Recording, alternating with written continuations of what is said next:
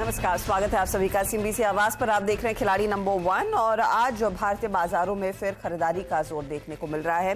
19,800 के आसपास ही इस समय आपको इंडेक्स दिखाई देगा। इनफैक्ट 19,825 का हाई कुछ ही देर पहले हमने स्क्रीन पर आता दिखा है। निफ्टी बैंक 33 से 32 पॉइंट ऊपर है। बढ़त है, लेकिन ज्यादा एक्शन आपको मिड कैप्स में देखने को मिलेगा। 2:1 की रेशियो के साथ आज मिड कैप इंडेक्स 134 अंकों की बढ़त पर। आज दिग्गजों का दिन है, साथ ही मिड कैप्स में तो तेजी हो ही रही है, लेकिन दिग्गजों का दिन है। L&T देखिए नतीजों के बाद करीब 4% ऊपर।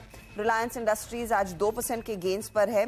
BPCL के नतीजों से पहले हमने देखी है खरीदारी आज के दिन, और फिर टाटा मोटर्स जैसे स्टॉक्स भी है जो 1 से 1.25% ऊपर है। इनफैक्ट टाटा मोटर्स के साथ साथ लगे हाथ टाटा मोटर्स का DVR भी लेकर आते हैं, क्योंकि वो DVR दरअसल कन्वर्ट होगा आगे चलकर एक ऑर्डिनरी शेयर में, और एक 23% के प्रीमियम पर वो होता हुआ दिखाई देगा। इसीलिए टाटा मोटर्स के DVR में खुलते ही हमने देखा है तेजी बनी है। 13-14% के गेंस पर ये स्टॉक ट्रेड करता हुआ, और यहाँ पर रेशो भी आ चुका है। अगर आपके पास 10 DVR है, आपको 7 टाटा मोटर्स के शेयर मिलेंगे, और नतीजे ऑफ कोर्स अच्छे रहे ही हैं। तो ये आज का एक्शन है, लेकिन आज के एक्शन के बीच फिर कौन से नए ट्रेड्स पर हमारे जानकारों की नजरें जाएंगी, कौन से सौदे इन्होंने आइडेंटिफाई किए हैं, कहां पर ज्यादा कमाई हो चुकी है, उस सब का जायजा लेते हैं। मैदान में है रूपक दे, प्रशांत और रुचित। 4% के रिटर्न्स प्रशांत के, 3% के रिटर्न्स रुचित के, 2% के रिटर्न्स रूपक के। ये है कल दोपहर 3:30 बजे तक की तस्वीर।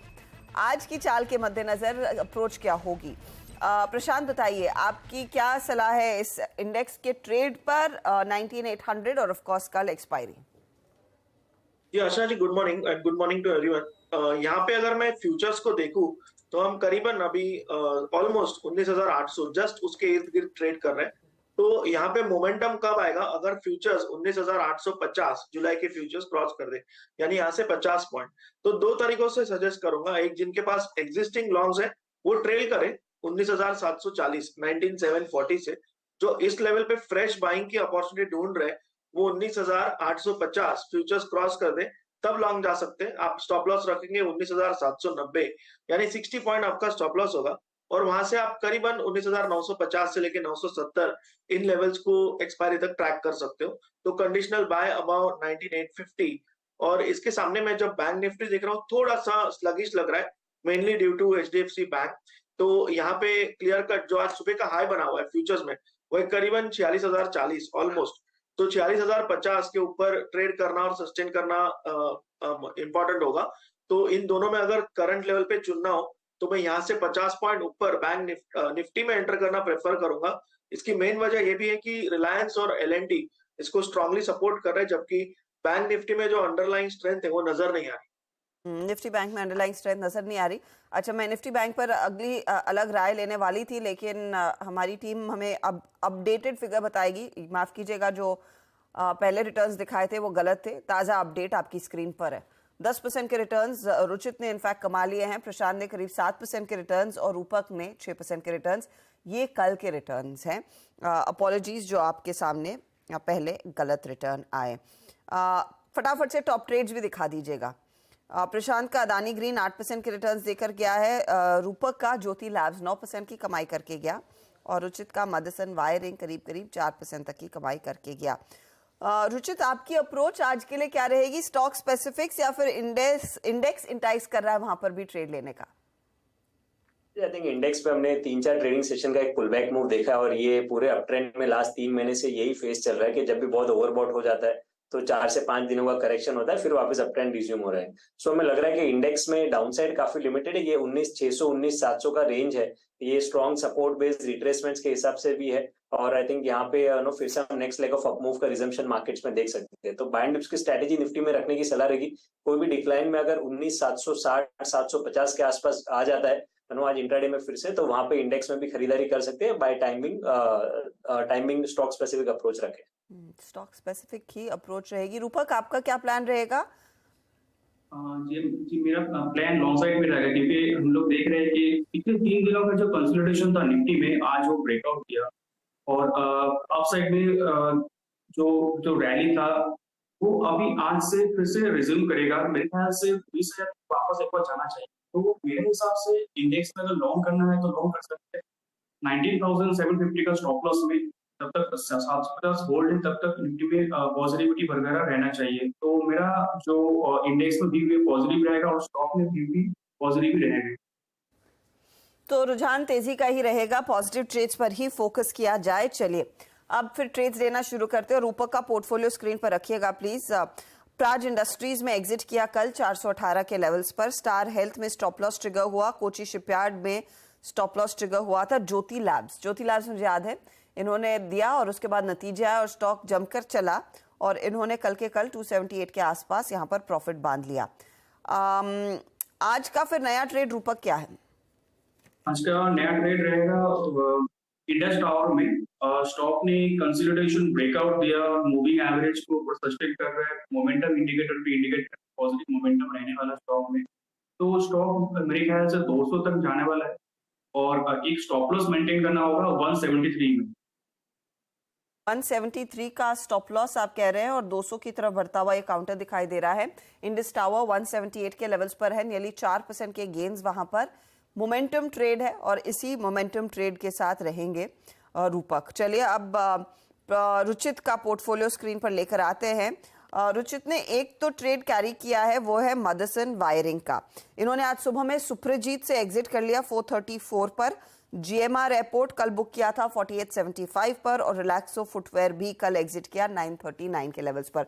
तो एक ट्रेड है, आप दो और जोड़ सकते हैं। पहला वाला क्या रहेगा रुचित? तो पहला ट्रेड में यहाँ पे लक्स इंडस्ट्रीज को जोड़ना चाहूंगा। करंटली 1560 के आसपास चल रहा है। इनफैक्ट ये पूरे ही सेक्टर में देखिए आज काफी अच्छे वॉल्यूम्स के साथ में प्राइस अपमूव हो रहा है। तो करंट लेवल्स पे ये स्टॉक में खरीदारी करें क्योंकि रीसेंट कंसोलिडेशन भी या टाइम वाइज करेक्शन भी स्टॉक में हो चुका है। तो चांसेस ज्यादा है कि यहाँ से ट्रेंडेड फेज का 1500 के नीचे स्टॉप लॉस और शॉर्ट टर्म में 1720 तक के टारगेट स्टॉक में एक्सपेक्ट कर सकते हैं। 1720 तक के टारगेट्स लक्स इंडस्ट्रीज में 76-78 रुपीज की बढ़त देखने को मिल रही है। 1500 के नीचे स्टॉप लॉस लगाएंगे तो बेहतर रहेगा। ये है वो ट्रेड जो रुचित ने दिया है। प्रशांत का पोर्टफोलियो, और प्रशांत ने भी अपने ज्यादातर ट्रेड दरअसल एग्जिट कर लिए या प्रॉफिट बुक कर लिया। अदानी ग्रीन में प्रॉफिट बांधा 1128 के लेवल्स पर। साथ ही प्राज इंडस्ट्रीज फैक्ट में इन्होंने एग्जिट किया 480 के भाव पर और SJVN में एग्जिट किया 60 रुपीज 50 पैसे के भाव पर। आज का नया ट्रेड क्या रहेगा प्रशांत? जी हर्षराज जी, मैं RVNL के साथ जाना चाहूंगा। एक अच्छी डिप आई है और हम करीबन 133.50 ये जो एक अहम लेवल है इसके ऊपर ट्रेड कर रहे हैं। तो यहाँ पे मेरा स्टॉप लॉस होगा 124 का जो टारगेट मैं देख रहा हूँ। मुझे लग रहा है ये स्विंग में करीबन 150 तक जा सकता है। 150 की तैयारी करता हुआ RVNL 3-3.5% के गेन्स यहाँ पर बनते दिखाई दे रहे हैं और ये एक मोमेंटम ट्रेड साबित होता हुआ दिखाई देगा। 124 के आसपास आप रखेंगे स्टॉप लॉस। अच्छा, इस बीच श्री सीमेंट के नतीजे आ गए हैं, उस पर ध्यान दीजिएगा। आय बढ़ी है लगभग 5000 करोड़ के आसपास वो आय का फिगर नजर आ रहा है आपको और मुनाफे में भी इजाफा है। 316 करोड़ से बढ़कर ये 581 करोड़ पर आया। स्टॉक में एक मूव देखने को मिल रहा है, करीब 2 से 2.5% तक का इजाफा। श्री सीमेंट को लेकर अलग वो कहानी है टैक्स इवेजन वाली, जिसके लिए इनको नोटिस भी गया है मिनिस्ट्री ऑफ कॉर्पोरेट अफेयर्स की तरफ से। उस पर कंपनी खुलासा करती है या नहीं, उस पर ध्यान देना होगा। लेकिन ये जो नंबर्स हैं वो अच्छे हैं। मुनाफे में एक अच्छा जंप देखने को मिल रहा है और आप आय का फिगर देखिए 4203 करोड़ से बढ़कर ये नियरली 5000 करोड़ पर आता हुआ दिखाई दे रहा है। बहुत ही शानदार नतीजे। मार्जिन्स की स्थिति क्या है वो आपकी स्क्रीन पर लेकर आएंगे। अगर कुछ और डेटा पॉइंट कंपनी की तरफ से आया है एक्सचेंजेस पर, ये फिलहाल आपके लिए कर्सरी नंबर्स। अच्छा, मार्जिन में डिसअपॉइंटमेंट है। मार्जिन्स 21% का अनुमान था, मार्जिन आया है करीब 18.6% का और इबिटा जो आया है वो करीब 932 करोड़ के आसपास आया है। एक्सपेक्टेशन 850 करोड़ की थी। तो बाकी सब पैरामीटर्स पर डिलीवरी है, लेकिन मार्जिन्स ने थोड़ा सा निराश किया है। 24,000 का है ये वैसे शेयर। अब रियलाइजेशन इबिटा पर टन क्या स्थिति है उस सब पर आएंगे हम। लेकिन रुचित, कोई एनालिसिस श्री सीमेंट चार्ट्स पर? जी, जो रिसेंट न्यूज फ्लोज पे हमने स्टॉक में सेलिंग देखी थी उसमें काफी बड़ा गैप ये 25,000 के आसपास ये स्टॉक में आया है और मुझे नहीं लगता कि वापस जब तक ये 25,000 के लेवल क्रॉस करेंगे तब तक ज्यादा कुछ बाइंग इंटरेस्ट स्टॉक में आएगा।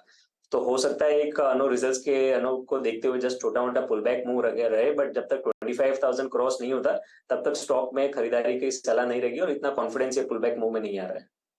ओके, तो शायद कॉन्फिडेंस नहीं आ रहा है इस पुल बैक मूव में, थोड़ा सा ऑब्जर्व करें। आपके पास है तो ठीक है, आप स्टॉप लॉस के साथ कैरी कर सकते हैं इस पर्टिकुलर ट्रेड को। नए निवेश से बचें क्योंकि अभी वो तलवार लटक रही है जो हमने रीसेंट पास्ट में हमने देखा था, वो खबर टैक्स इवेजन वाले मामले की। वैसे स्टॉक है इस समय 500 रुपए ऊपर, on the face of it नतीजे अच्छे और स्टॉक ने रिएक्शन दिया है।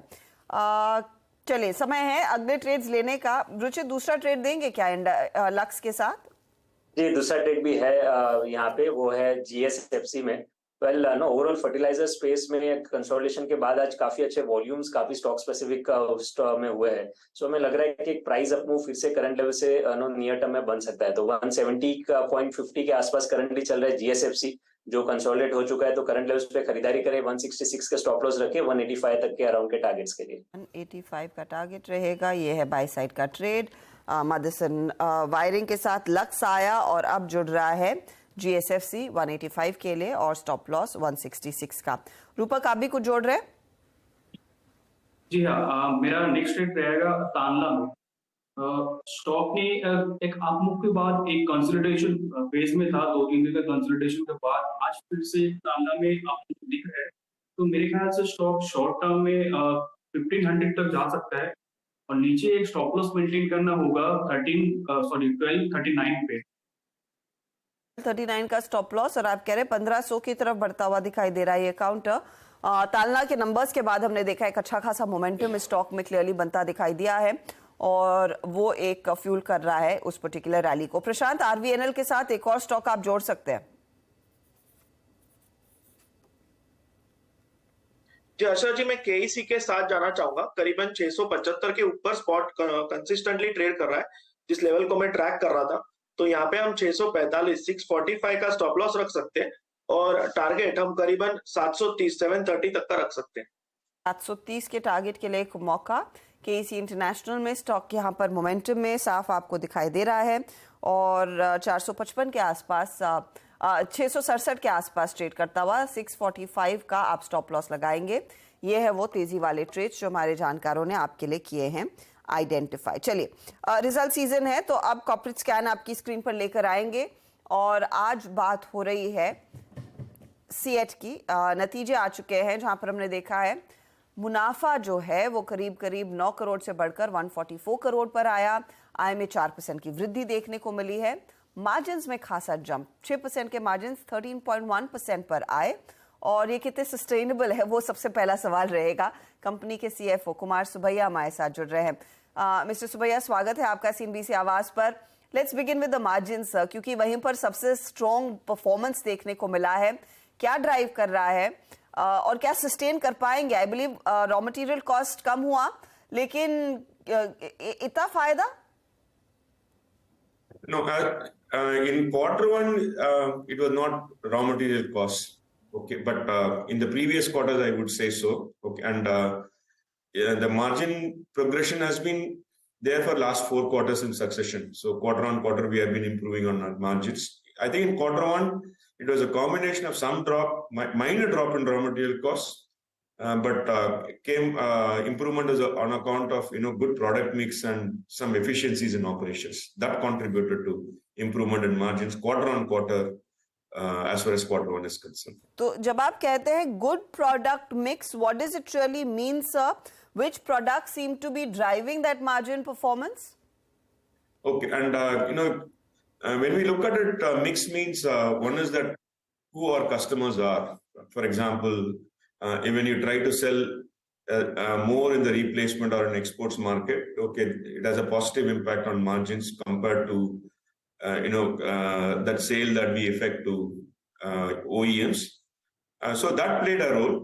On the category side, I think passenger categories did better than rest of the categories. So that also contributed to favorable mix in the last quarter. Okay, now since you mentioned कि पिछले कई quarters से margins में improvement है, and I remember correctly, and correct me if I'm wrong, Q4 were nearly about 12.8 and this quarter you've done 13.1. So you basically stabilise that margin band. इससे और बेहतर margin आप डिलीवर कर पाएंगे और you comfortable with that 13% margin? So generally, we are comfortable in that range. A 12 to 14% kind of a margin is a stable margin. Okay, there are times when it crosses the threshold of both sides, depending on what happens with respect to either commodity costs or in the markets. So we are comfortable at the current level of margins.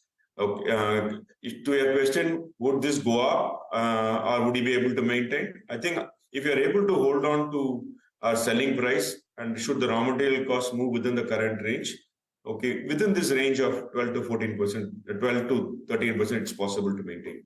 Okay. Revenue growth on a year-on-year basis is somewhere around 4.1% in Q1. यहाँ पर कुछ बेहतरी आ सकती है क्या? Going into quarter one is normally a good quarter for us. So the comparison, as you rightly mentioned, year on year is a good comparison.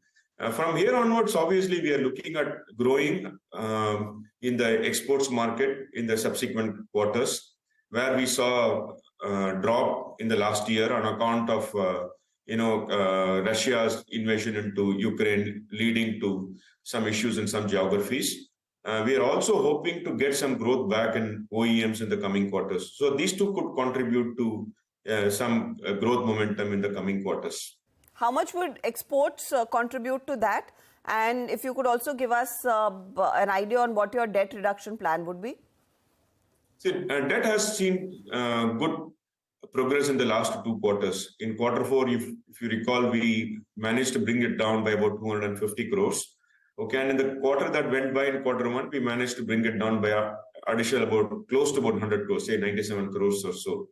So we are comfortable in terms of leverage ratios at the current level. So our debt EBITDA ratio is now in the range of 1.5 to 1.6.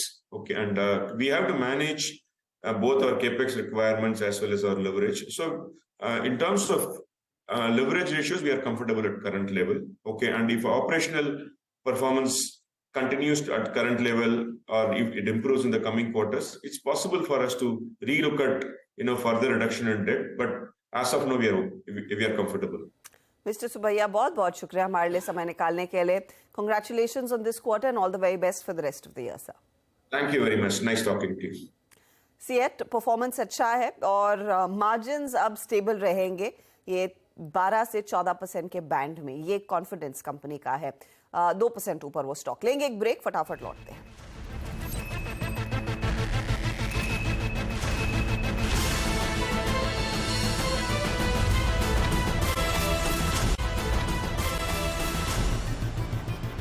आप देख रहे खिलाड़ी number 1. हमारे जानकारों ने अपने trades दे दिए हैं. एक एक करके सबके सौदे आपकी स्क्रीन पर आ जाएंगे. रूपक ने इंडस टावर में एक ट्रेड लिया. 200 का target, 173 stop loss. Tanla platform 1500 का टारगेट, 1239 स्टॉप लॉस. हालांकि ये स्टॉक्स इनके लिए इतना डिलीवर नहीं कर रहे हैं तेजी की तरफ. इनफैक्ट तानला ड्रैग कर रहा है. अगला ट्रेड है प्रशांत का, जिन्होंने RVNL 150 के लिए बाय किया. 124 stop loss. KEC international 730 target, stop loss 645. Returns के लिहाज से RVNL 0.5% जोड़ रहा है. KEC ड्रैग कर रहा है 0.2% का. रुचित ने मदरसन वायरिंग को कैरी किया है. टारगेट स्टॉप लॉस आपकी स्क्रीन पर 64 और 58. लक्स नया जोड़ा, 720 का टारगेट, 1500 स्टॉप लॉस. GSFC 185 के लिए तेजी की, 166 स्टॉप लॉस है. और रिटर्न्स यहाँ पर मदरसन में अच्छे बन रहे हैं, 2% से ज्यादा के, और लक्स भी इनको नियरली 2% तक के रिटर्न्स दे रहा है. GSFC थोड़ा सा ड्रैगर है. ओवरऑल रिटर्न्स की स्थिति, अब प्रशांत आगे बढ़ गए हैं. 11% के रिटर्न्स इनके, 9.38% के रिटर्न्स रुचित के, और रूपक है 5.26% के रिटर्न्स पर. कोई भी बदलाव होगा तो इसका अपडेट हमारे सोशल मीडिया प्लेटफॉर्म्स और ऑफ कोर्स 1 बजे मिड कैप मंत्र में हम आपके साथ करेंगे शेयर. ऑल द बेस्ट आप तीनों को. लेंगे एक ब्रेक, आगे फोकस कमोडिटी मार्केट के एक्शन पर.